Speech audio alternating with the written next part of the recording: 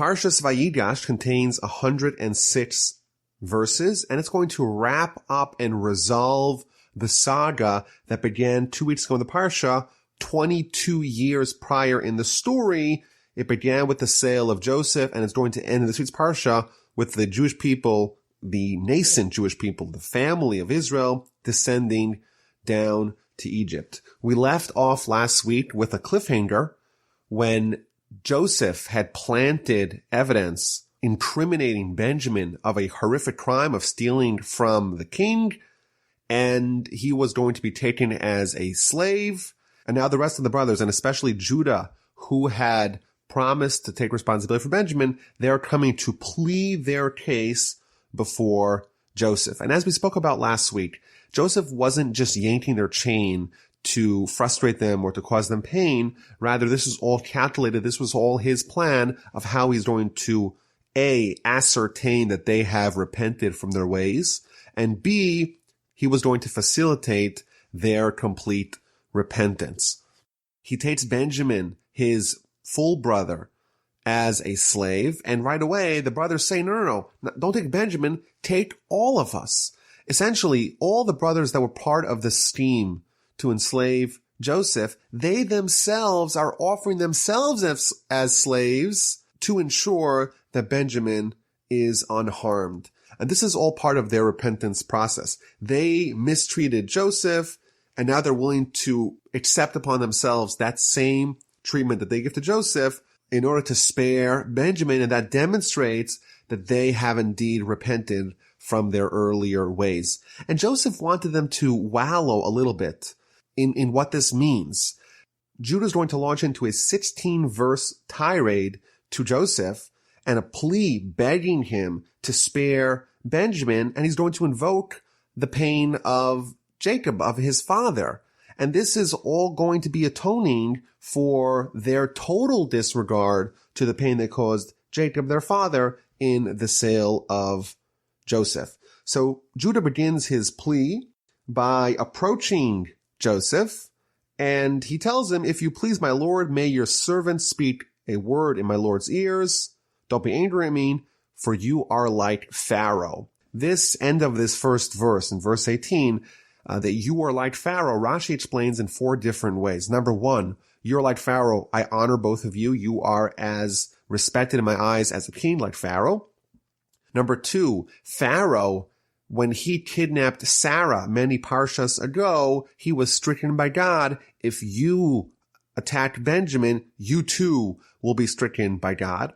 Number 3, just as Pharaoh doesn't keep his promises, so too you don't keep your promises, because you promised to look at Benjamin and now you're enslaving him. And number 4, you're exactly like Pharaoh, because if you get me angry and if you don't accede to my demands, I'm going to kill you and I'm going to kill your king, Pharaoh. I think this is kind of interesting, these 4 explanations in Rashi. These are all, I think, part of a message that Judah is trying to convey. Number 1, he begins with honor. You're like a king. Number 2, he invokes historical precedent. You should be very wary about what you're about to do in enslaving Benjamin. It could really not end up so well for you as it didn't for Pharaoh, the antecedent of the current king when he kidnapped Sarah. Number 3, he's highlighting the flaw in his behavior. Joseph tells Judah, of course he doesn't know this Joseph yet, you asked to see him, and now you're kidnapping him. There's something wrong with what you're doing. And finally, he gives him a threat. He tells him, if you go ahead with this, I have no other choice but to fight, and I'll probably kill you and Pharaoh. And this is a classic carrot and stick argument that Judah begins to convey to Joseph. And then he begins to recount the whole episode. My lord has asked his servant, saying, have you a father or a brother? You began this whole dialogue. We came for food, and you started asking about family. And Rashi explains that this was improper. People come to ask for food. You don't start investigating their whole family. What, do you want to marry into them? Do you want to marry your daughter to them? Or do you want to marry their sister? It's a very odd question. That line of questioning is improper. You begin with this improper dialogue by investigating into our family. And we responded, despite the fact that you asked an improper question. We answered your question. And we responded that we have an old father and a young child of his old age. His brother is dead, and he is alone left from his mother, and his father loves him. So we answered, yes, we have a father, and Benjamin is with his father, but Benjamin's brother died, and his father, Jacob, is unwilling to part from Benjamin. And then you asked, continues Judah, to see him. And we said, well, you can't really see him, because if you see him, if he leaves his father, it's quite likely that he will die. Why will Benjamin die if he leaves his father Jacob? So Rashi explains that Benjamin's mother, Rachel, she died amidst childbirth, but amidst a journey. They were traveling from Laban's house back to Canaan, and along the way, she died. And therefore, this family, Benjamin and his mother, they have a genetic weakness for travel. His mother died while they traveled. It's quite likely that when he travels, he will die as well. It's interesting that in last week's parsha and a little bit later on in this week's parsha, Jacob gives a very different reason why Benjamin may suffer along the journey. And that is because the Satan causes danger when someone is traveling. When someone's home, well, then they're secure. When they're traveling, well, then things are up in the air and there's room for the Satan to cause danger. It's been suggested that Jacob knew prophetically that Rachel died not because of the labor of the journey, but rather because her death and her gravesite will play a very important role in the future of the Jewish people. When the Jewish people are leaving Israel and descending in chains to Babylon, they're going to stop along the way by Rachel's tomb, and they're going to pray there, and Rachel's soul in heaven is going to plead with God successfully to protect the Jewish people. And therefore, when Jacob talks about Benjamin dying, it's for a totally different reason, because he knows it wasn't because of the labor of the journey, rather is because of some future role that she's going to play, that her gravesite's going to play in the future of the Jewish people, and therefore he offers an alternative reason why Benjamin may be endangered, and that's because the Satan causes trouble in times of danger. Continues Judah, even though we told you that Benjamin cannot leave his father, you insisted, and you told us that unless you bring Benjamin, you won't be able to get an audience with Joseph. Again, we went back to our father, and our father eventually said, go get some more food, and we said, well, we can't go back to Egypt. We can't meet the king, the viceroy of Egypt, unless we have Benjamin with us. And finally, Jacob relented, and he sent Benjamin with us. But now what happens? You want to imprison Benjamin. And we're going to go back to our father, and their souls, the soul of Benjamin and the soul of our father Jacob, they're bound up together.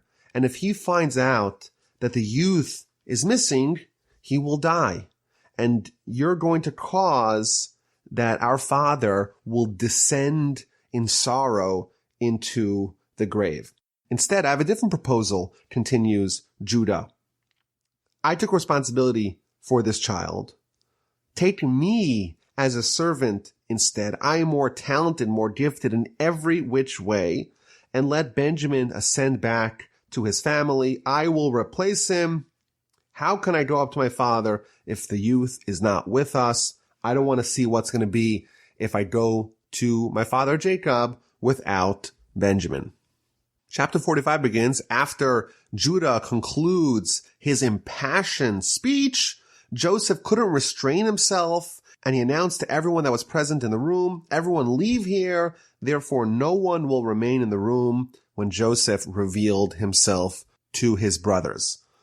After Joseph heard the tremendous dedication that Judah had to the well-being of Benjamin, he was ready to reveal himself. He was comforted in the fact that his brothers are not the same people that sold him.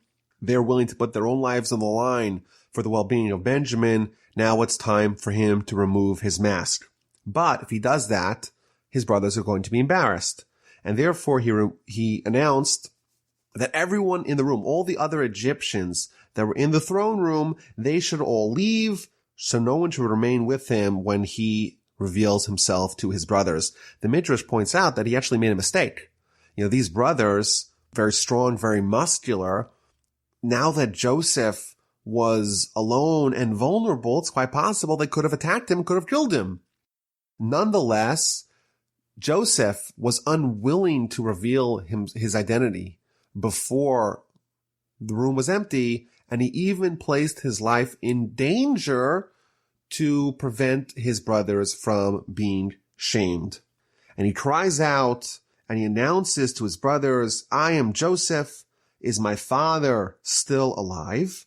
But his brothers could not answer him because they were totally bamboozled. They were totally shocked by his revelation.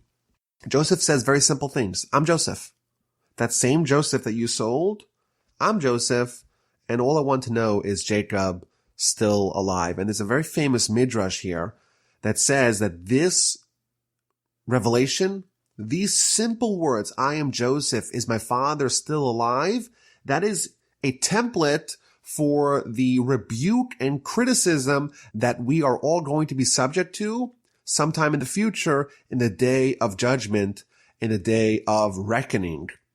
Just as Joseph just revealed reality to his brothers, I am Joseph, is my father still alive? So too the Almighty will reveal reality and will be able to critique and rebuke each and every one of us. And just like the brothers are left spellbound, they cannot say anything, so too we will have nothing to respond to the Almighty.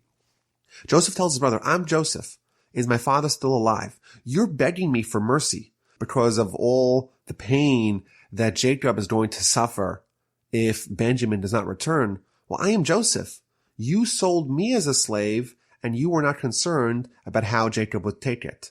And that criticism was so biting, was so penetrating, was so true that all the other excuses and all the other justifications in the world, they evaporated. If you were to ask the brothers earlier, why did you sell Joseph? And they could have maybe given him some rationale, some justification. We've talked about it in the past. They had reasons why they did it, and they would have defended it. But once Joseph just reveals this one bit of information, the whole story becomes clear and everything collapses like a house of cards, and they have nothing to say. In the future, the Almighty will do the same thing. The Almighty may ask us, hey, why didn't you study Torah properly? I gave you a divine Torah. Why did you waste your time with all the other stuff in the world? And maybe we'll tell the Almighty, well, I didn't have enough intellect. I was mentally disadvantaged. I couldn't study the very cognitively demanding Torah. And the Almighty may show us in response that, well, for your business or for all kinds of games, you had plenty of intellect. It wasn't that you didn't have intellect. It's just that you chose to direct it towards other pursuits. Someone may say, hey, I didn't give charity because I didn't have any money. And they might say, well, you spent money on this and you spent money on that. And you obviously had money, you just didn't have money for this cause. And in the face of such rebuke and such criticism, there will be nothing left to say. Joseph continues. He tells his brothers, come close to me, if you please. They came close, and he said, I am Joseph, your brother. It is me whom you have sold into Egypt. Joseph addresses the elephant in the room. The brothers are sitting before a king who now reveals to them that he indeed is their long-lost brothers that they sold, that they totally disregarded when he had these crazy dreams. He's going to be a king. They laughed him off. They sold him as a slave. And now he's in the place of power, and they're on their knees, quaking in their boots. What does Joseph do? He doesn't let that linger. He addresses it right away. You sold me to the land of Egypt? And he gets it out there, and hopefully it will lead to them being comforted and not have that stay between them forever. And he continues, don't be distressed. Don't reproach yourself. You sold me, yes, but really the reason why I was sold is because the Almighty sent me ahead of you to be a provider. You think that you did something wrong, but really it was the Almighty manipulating everything. And Joseph is forgiving them for what they did to him, but he's also trying to comfort them and assuage their feelings to try to cleanse the atmosphere from any enmity that maybe could have existed between the two. Continues Joseph, this is 2 years of hunger while we have 5 years to go. Thus God has sent me ahead of you to ensure your survival in the land and to sustain you for a momentous deliverance. And now it was not you who sent me here, but God. He has made me a father to Pharaoh, a master over his entire household, and a ruler throughout Egypt. You think that you sent me? No. It's quite clear once you piece together everything that happened, you look at the big picture, all these actions had to happen. They were orchestrated by God, and therefore they were not subject to your free will. The Almighty compelled you to sell me. It wasn't you who sold me. It was God who sold me. And therefore I am not upset at you. Joseph is telling them that it ended up well.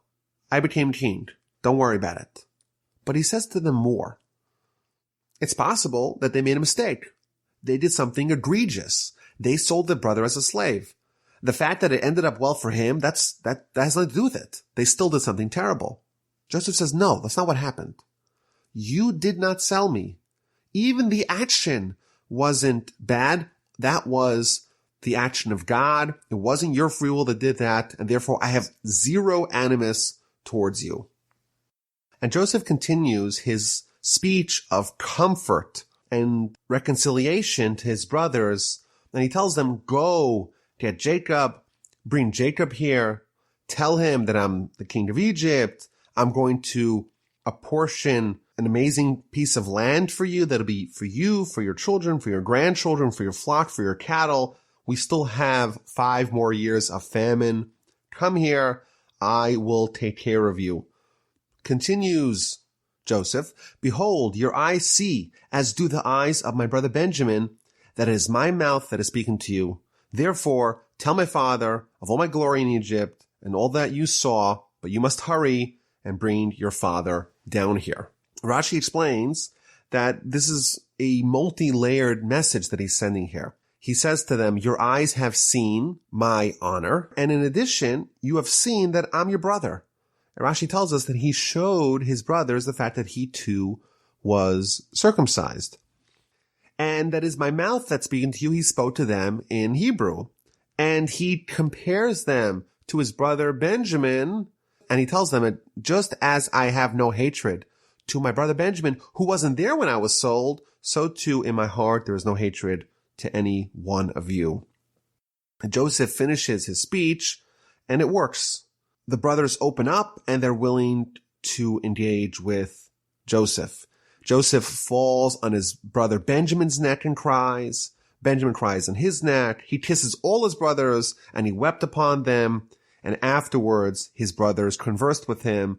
Initially, they were so shocked they couldn't talk, and now they have opened up, and they're willing to talk to him. He comforted them. They're not scared of him, and peace and brotherhood reigned. It's interesting that the Torah describes the exact nature of this emotional reunion. Joseph falls upon his brother Benjamin's neck and weeps, and Benjamin weeps upon his neck. It's a very strange way of describing this emotional reunion. But if we just read the verse, I think it would be self-explanatory. They were hugging, they were crying, they were weeping, they were excited, relieved, very emotional in this reunion. But Rashi, who purports to explain the verse in the simplest way, offers a whole explanation of what's actually going on. Joseph falls on his brother Benjamin's neck and cries. Why is he crying? Says Rashi. He's crying because in Benjamin's portion of land, in the land of Israel, there's going to be the city of Jerusalem. And in the city of Jerusalem, there's going to be the 2 temples, and they're both going to be destroyed. And therefore now Joseph is crying on his brother's neck because of the destruction of the temples many hundreds of years in the future. And Benjamin returns the sentiment, and he cries on Joseph's neck. Well, that's because the tabernacle, which is going to be in the city of Shiloh before the temple is actually built, that's going to be in Joseph's portion, and that too is going to be destroyed, and therefore he's crying about that. This is kind of odd.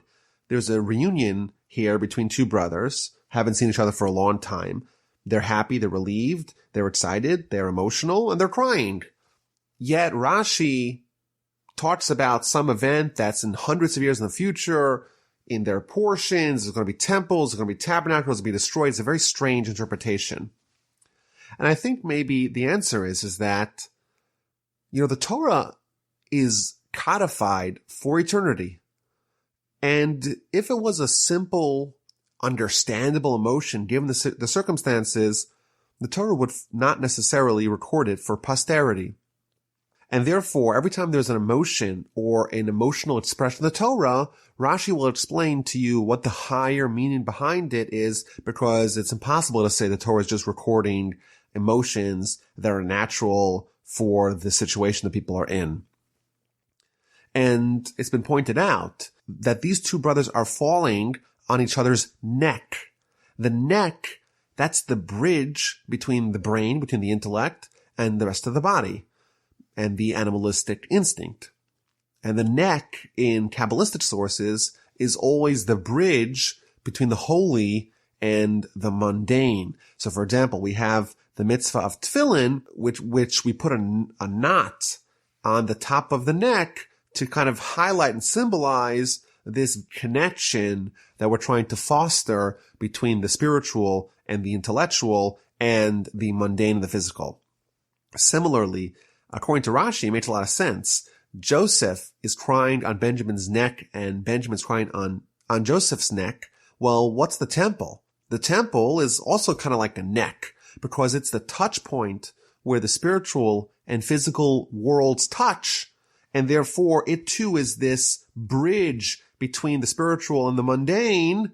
And therefore, it makes sense that they're crying on each other's neck means that they're crying over the destruction of the temple. Now, why is this the apt time to cry over the temple? So maybe an answer to that is that now there's an outpouring of brotherly love. As we know, the temple will go on to be destroyed because of senseless hatred from one Jew to another Jew. Now there's brotherly love. In the future, the temples will be destroyed because of brotherly hatred. And Joseph and Benjamin are lamenting that these feelings that they're experiencing right now won't continue in perpetuity. The news spread throughout Egypt, and the news was heard in Pharaoh's palace. Everyone found out that Joseph's brothers have come, and it was very pleasing in the eyes of Pharaoh and in the eyes of his servants. Now that they found out that Joseph was part of this prestigious family, he was the scion of the family of Abraham, of Isaac, and Jacob, they were happy, says the Ramban, because now their viceroy is not some random slave, but rather is someone that comes from a very prestigious and honorable background. The Sefarno has a different interpretation on why the Egyptians are happy that Joseph's brothers came, because they were a little worried. They had given all the keys of the kingdom to Joseph, and he had tremendous latitude to make far-reaching decisions in what's going to happen in the land of Egypt. And they were worried that his family, well, they're foreigners. They're not here. So he doesn't really have so much skin in the game for the well-being of the future of Egypt. And now that they find out that his brother's here, his whole family's going to come join, he's going to be much more invested into the well-being of the country, and therefore his decisions are going to be well thought out and optimized for the long-term well-being of the country. I read an article recently that in Europe today, all the heads of state don't have children. In fact, in Judaism, one of the requirements to be a great leader is to have children, to be invested in the future. Whereas, sadly, in Europe today, the heads of pretty much every single country in Europe is childless, and they're really not invested, at least in a familial way, in the well-being of the countries that they are running, and that could be very dangerous. So Pharaoh is very excited. He tells Joseph, tell your brothers to go load up your animals, bring your family, bring your homes. I'm going to give you the best part of the land of Egypt. Take wagons for your children, for your wives. Let's bring everyone here.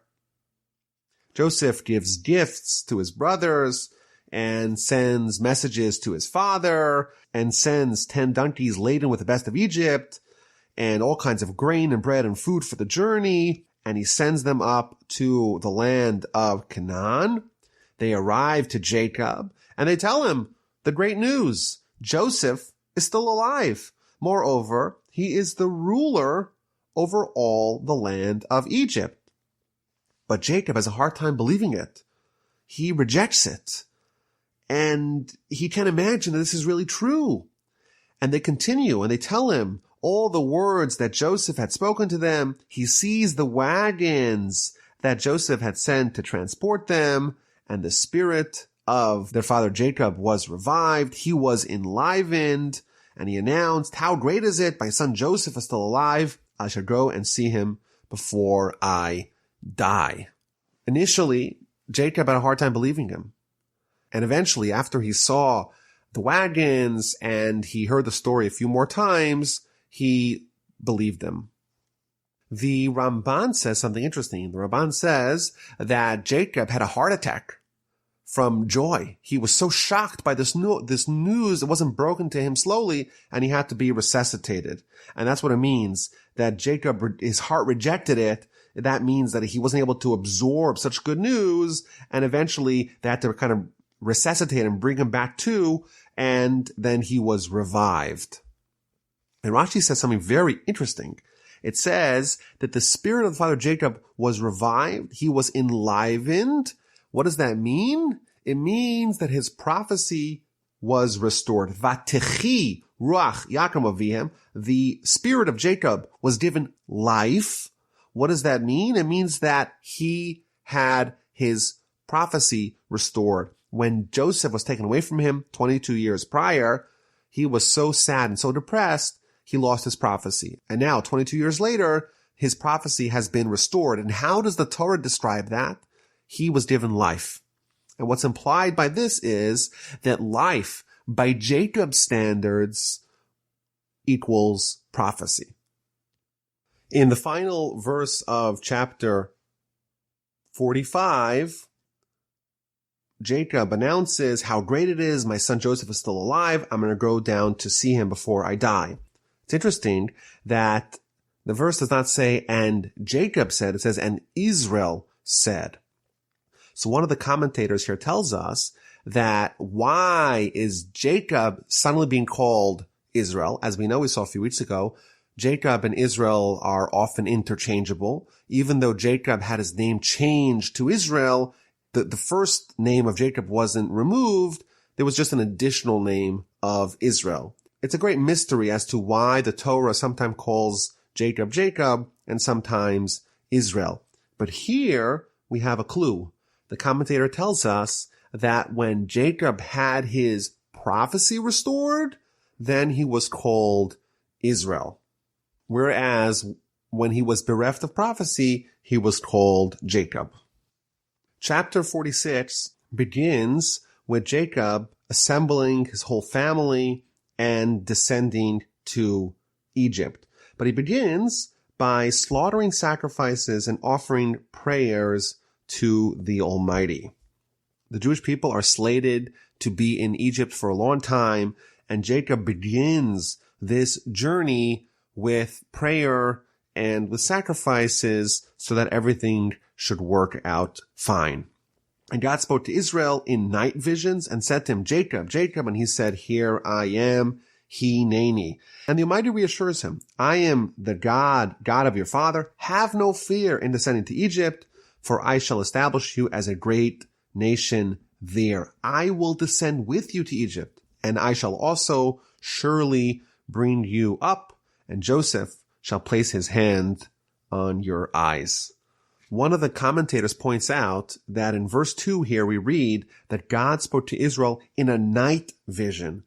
unlike the other two forefathers, Abraham and Isaac, Jacob is the only one that we're told specifically that his prophecy came at night. In the very famous prophecy that he had with the dream of the ladders with ascending and descending angels, that too was a nighttime prophecy. And here too, Jacob has a nighttime prophecy. And the reason for that is that when Jacob was heading to Laban, he was about to experience some very difficult years. And those years are compared to nighttime. Similarly, here, Jacob is about to lead his family down to Egypt, where they're going to be in exile, essentially, for hundreds of years, and it's nighttime, and yet the Almighty tells him, amidst the darkness, amidst the sadness and the despondency, don't worry, I'm going to be with you. I will establish you as a great nation. I shall descend with you to Egypt, and I shall also surely bring you up. Rashi tells us that this is a promise that Jacob will be buried in Israel. Even though he's going to pass away in Egypt, his body is going to be brought back to Israel and buried in Israel in the cave of the patriarchs in Hebron. It is interesting that in next week's Parsha, we're going to read how Jacob is going to expend great efforts to ensure that he will be buried in Israel. He's going to bring in Joseph and make him swear, despite the fact that Jacob here receives a divine promise that he's going to be buried in Israel.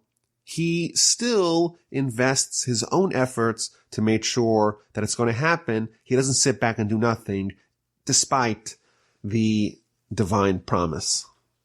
So Jacob arose from Beersheba. The sons of Israel transported Jacob their father, as well as the young children and wives, the whole family. They're all descending in the wagons which Pharaoh had sent to transport them. They took their livestock and their wealth, which they had amassed in the land of Canaan, and they came to Egypt. Why does it say the wealth that they had amassed in the land of Canaan? So Rashi tells us that the wealth that he had acquired in the house of Laban, he forfeited that, and he gave all that to Esau in exchange for Esau's slot in the cave of the patriarchs. And Jacob said, the possessions that I received from outside the land of Israel, I am not desirous of them. And therefore he made a huge pile of gold and silver and told Esau, take it in exchange for your slot in the burial place of our forefathers. And this seems to kind of contradict the sentiment we saw that Jacob exhibited a few weeks ago. A few weeks ago, Jacob endangered himself to retrieve a few flasks that he had left on the other side of the river, even though those were his possessions that he had earned outside of the land of Israel. And here, Rashi tells us that only the wealth that he acquired in the land of Israel, only that was worthwhile to him. He had disowned the wealth of outside the land of Israel and gave it all to Esau in exchange for a burial portion. And maybe the answer is that, of course, Jacob cared about it, but not in comparison to the burial portion. To be buried alongside Abraham and Isaac, that was worth more than all of the possessions that he had amassed outside of the land of Israel. Incidentally, I am contractually bound to mention that Torch, my organization, does not hold the same standard. We accept donations even from monies earned outside of Israel. So Jacob, with his whole family, sons and grandsons, daughters and granddaughters, they are all descending with him to Egypt, and it lists the names of Jacob's 12 sons and his daughter and all of their children. And it concludes the tally by telling us that there's 70 people who are part of Jacob's entourage as they headed to Egypt. Rashi points out that if you actually count the names one by one, you end up with 69 people, not 70 people. So who is this missing person? So Rashi explains that the missing person is the daughter of Levi. Her name is Yocheved, And she was born right when they entered and they passed through the gates of the city in Egypt. So while the Torah only counts 69, Yocheved, that's the missing child, she was born right when they entered Egypt. Why did Yocheved have to be born right before they entered the land of Egypt?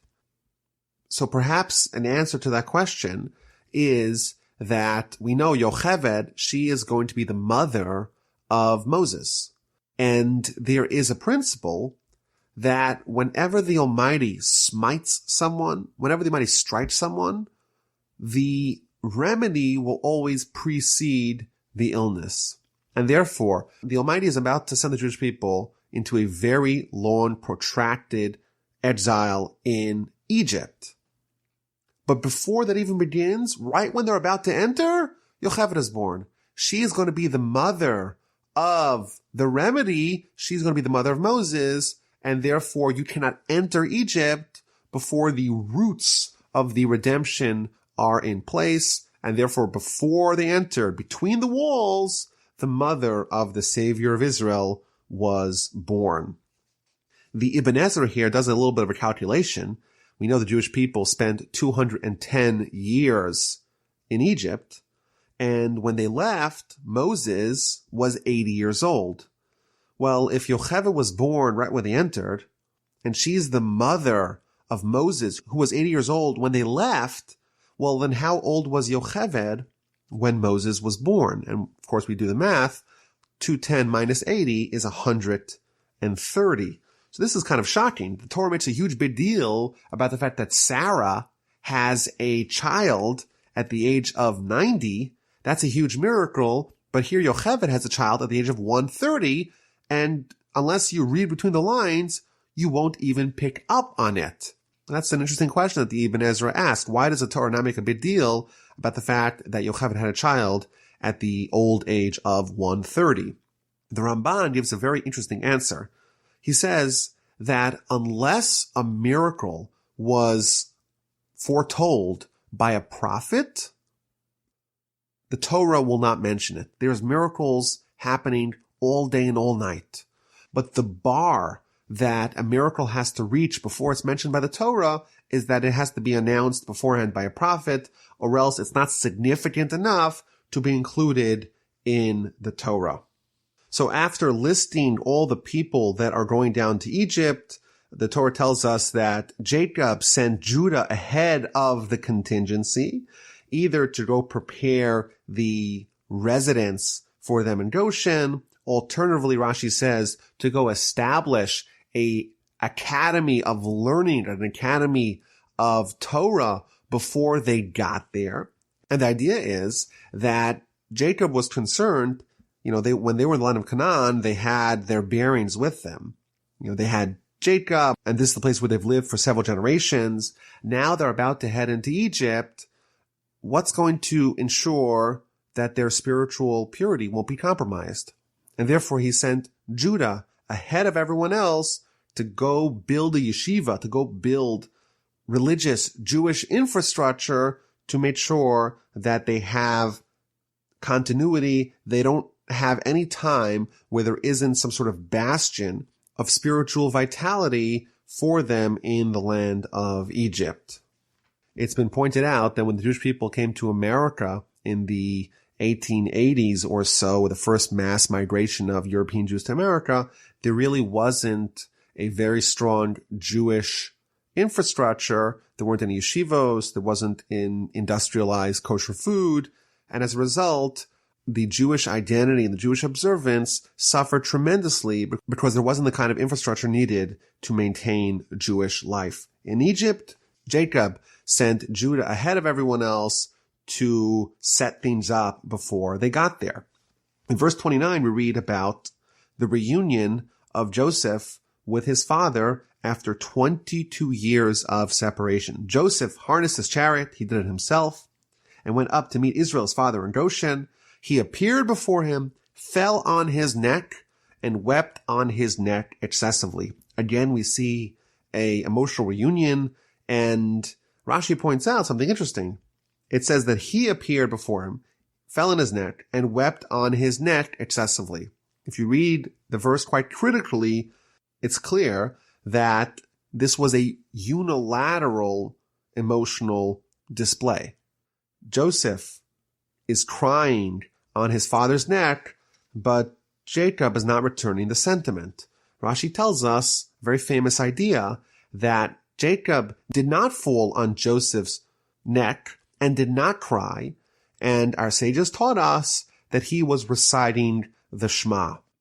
So at this momentous emotional reunion, Joseph was alone in hugging and kissing his father because his father was busy reciting the Shema. And one of the famous questions is that why is there a disparity? If it's the appropriate time to recite the Shema, well, then both of them should be reciting the Shema. If it's not the time to recite the Shema, well, then neither of them should be reciting the Shema. Why is Jacob reciting the Shema and Joseph not reciting the Shema? So there are many answers given to this question.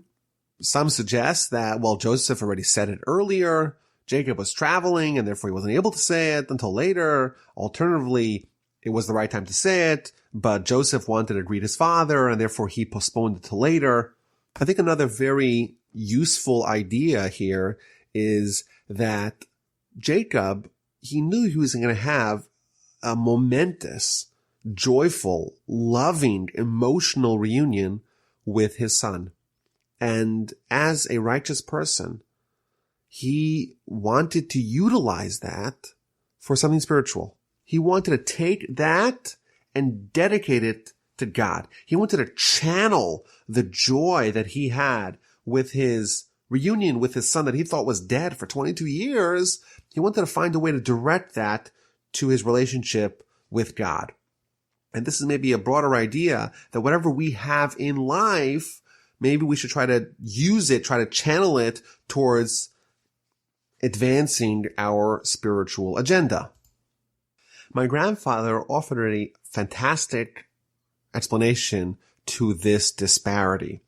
He quoted the Midrash. The Midrash tells us that Abraham, Isaac, and Jacob are the chariot of God, meaning that just like a king has a chariot that's always ready at a moment's notice to take the king wherever he wants to go, so too Abraham, Isaac, and Jacob are always primed and ready for prophecy. Whereas all the other prophets need to spiritually tidy up themselves to prepare for prophecy, Abraham, Isaac, and Jacob are always ready for prophecy. They don't need to be prepared.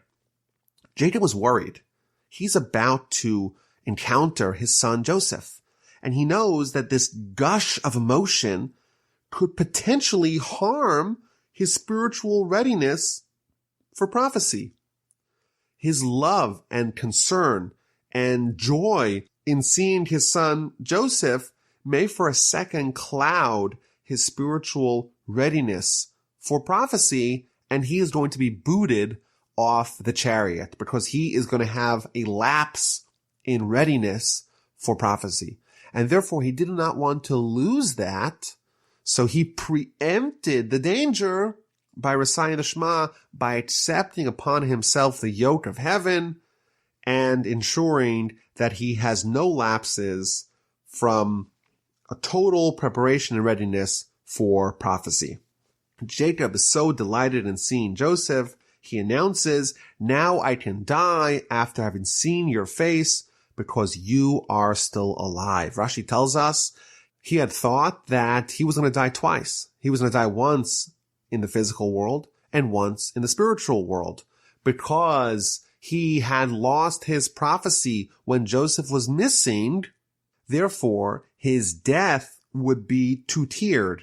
There was going to be a physical death, and now that he lost his prophecy, he's going to have to suffer spiritual death too. Now that he sees that Joseph is still alive and his prophecy has been restored, he's only going to die once, and therefore he says, now I can die because then I'm all going to die once.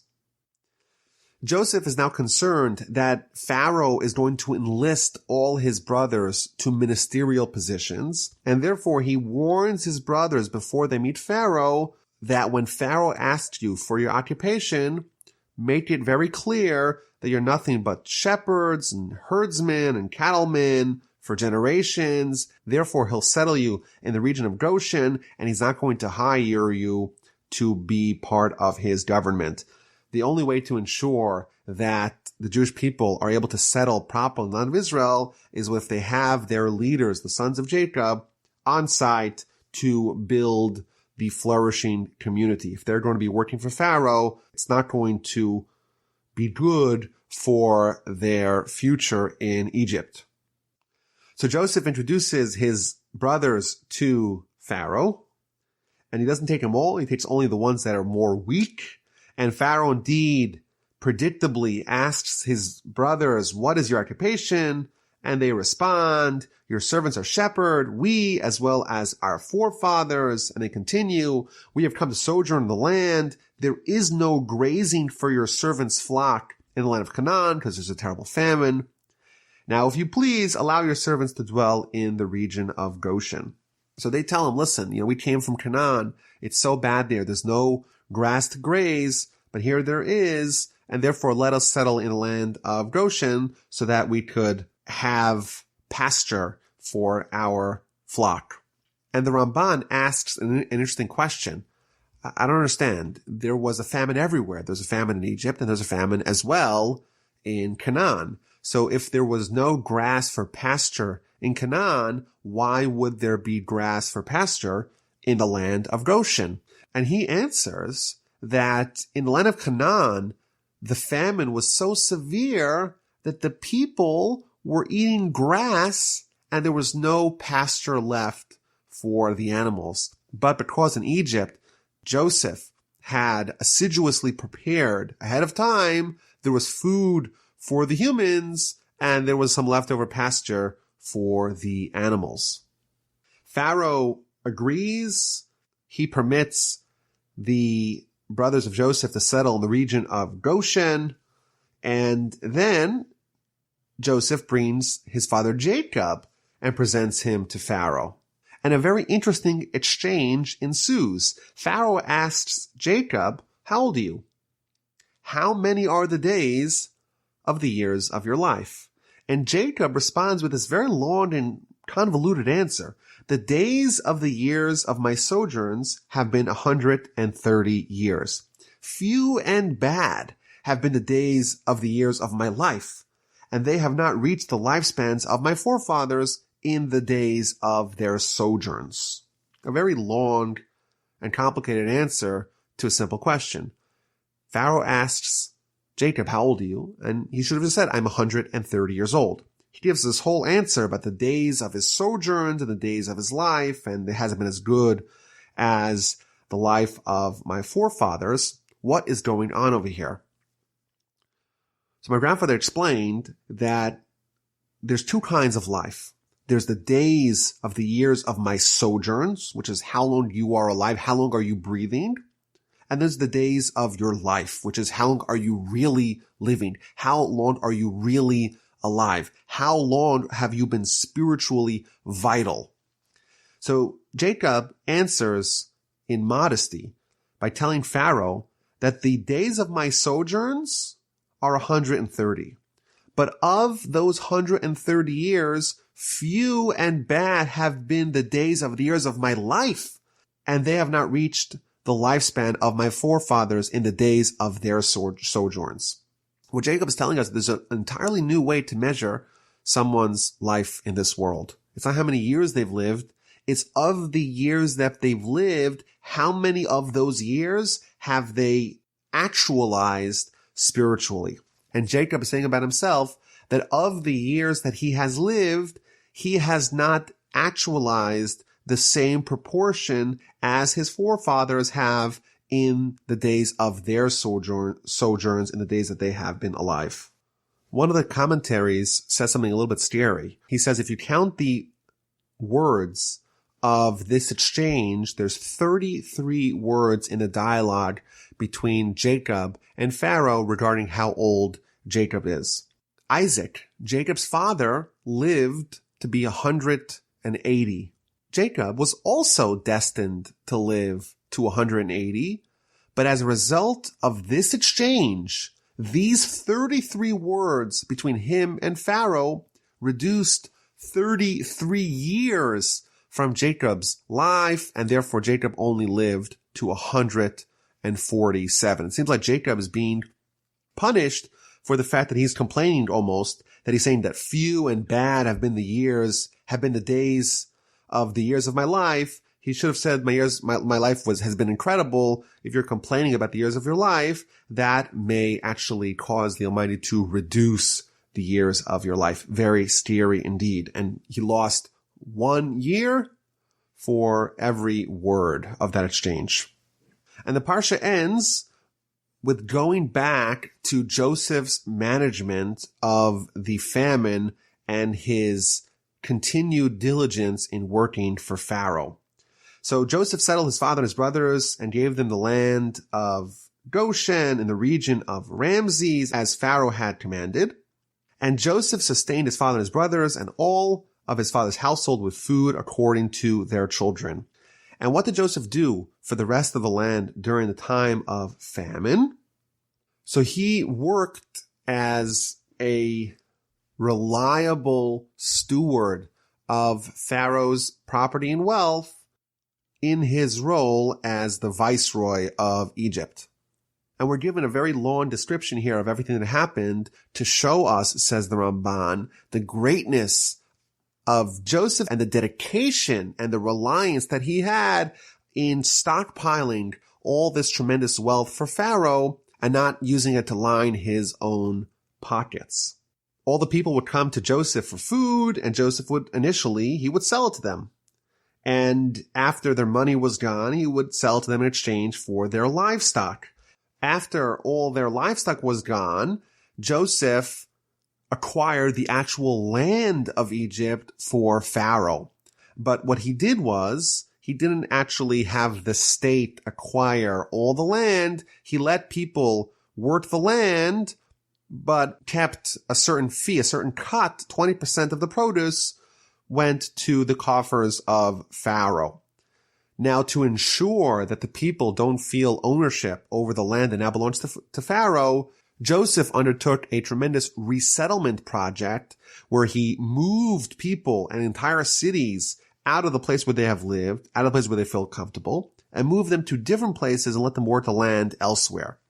As for the nation, verse 21 we read, he resettled it by cities from one end of Egypt's borders to the other. Only the land of the priests he did not buy, since the priest had a stipend from Pharaoh, and they lived off the stipend the Pharaoh had given them. Therefore, they did not sell their land. Rashi tells us something very interesting. Why did Joseph undertake this resettlement project? The real reason why was to shield his brothers from shame. The brothers, after all, they were immigrants. They were newcomers. And people would say, hey, you guys are in exile. You guys are expatriates. And therefore, to remove any stigma from his brothers, Joseph made everyone in the entire land, they're all in exile because they've all been booted from their homeland and resettled elsewhere. And it's interesting here, we're told that Pharaoh had granted a certain immunity to the clergymen. And we read at the end of the Parsha that Joseph made this immunity permanent. And this is tremendous foresight in the eyes of Joseph, because he knew that the Jewish people would eventually be enslaved in the land of Egypt. And one of the ways that they will be saved is by the fact that the priestly class, the clergymen of the Jewish people, are not going to be treated the same way as everyone else. It's going to be instituted in the laws of Egypt and made permanent by Joseph that the clergymen are going to be immune from many of these rules, and that will allow a remnant of the Jewish people to maintain their faith, the tribe of Levite. After Joseph instituted this 20% cut, the people said to him, you have saved our lives. You have given us life. May we find favor in your eyes, my Lord, and we will be serfs to Pharaoh. It's interesting. If you compare this to what we saw earlier, that Jacob, he was given life when he had prophecy. And here we see that the Egyptians, all they considered to be alive is the fact that they had bread. Once they had bread, that's enough for them. Whereas Jacob has a much higher standard of what is considered life. Prophecy for him is life. Everything else is not life. The Parsha ends, thus Israel settled in the land of Egypt, in the region of Goshen. They acquired property in it, and they were fruitful and multiplied greatly. This is going to be the beginning of a very, very long and protracted stay in the land of Egypt.